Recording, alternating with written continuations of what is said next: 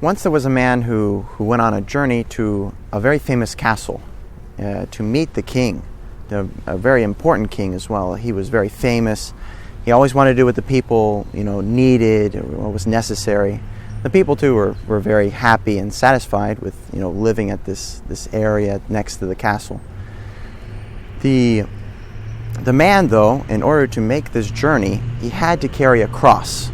Okay, and it wasn't just your ordinary little cross. It was a very big, large cross that he would have to carry all the way there, and the trip was going to take him some 4 months. So he started out on his journey. In the first couple days, he was going. Everything was going well, and then the cross started to become pretty heavy for him. He got tired. He got weak. And he wanted to stop.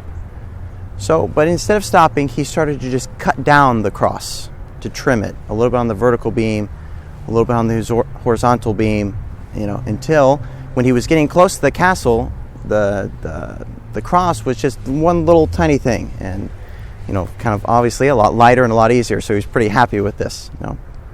So he really just put it on a chain and just threw it around his neck, and that was it. So he arrived at the castle, and all of the gates and the doors were locked. So he shouted, hopefully that somebody would hear him, "Hello, is anybody here?" And the king himself came out from the top window and heard him and said, "Oh, how you doing, my friend?" And he said, "Oh, wow, my lord, how are you doing? Is there any way I can get in?"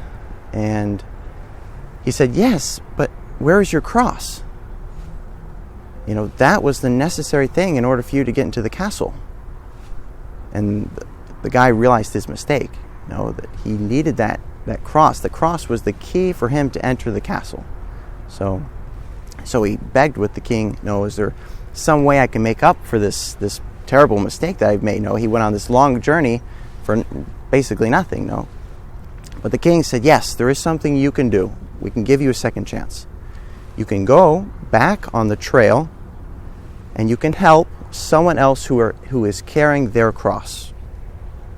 And you can assist them here to the castle and enter with them." So he did. He went back on the trail, and he found somebody about halfway, and he helped them to the castle. Okay. I think the story is pretty self-explanatory. That our crosses in our lives, they seem very heavy oftentimes. They seem burdensome.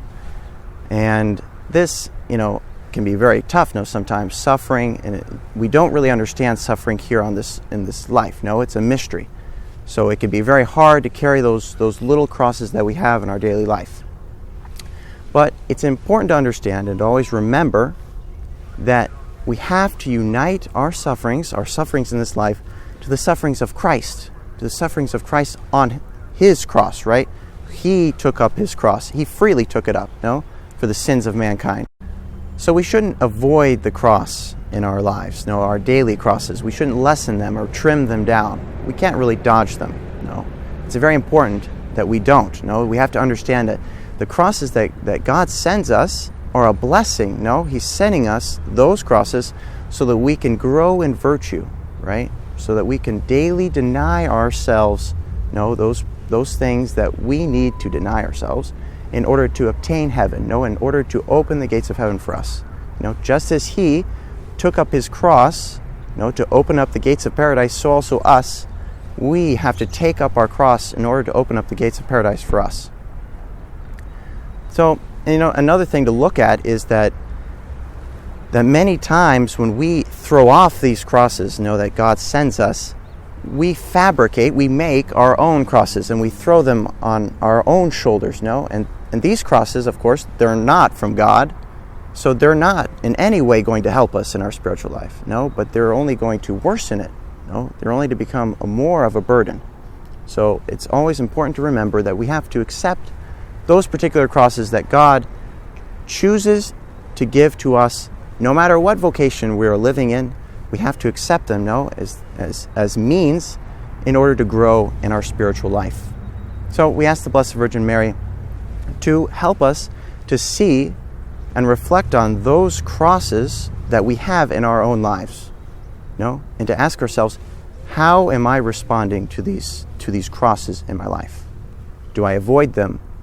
Do I trim them down? Do I cut them down? Do I lessen them, lighten them? Do I joyfully accept them? As Christ did, and unite ourselves to the sufferings of Christ, right? As he said himself, my yoke is sweet and my burden is light. So we commend ourselves to the Blessed Virgin Mary, this grace.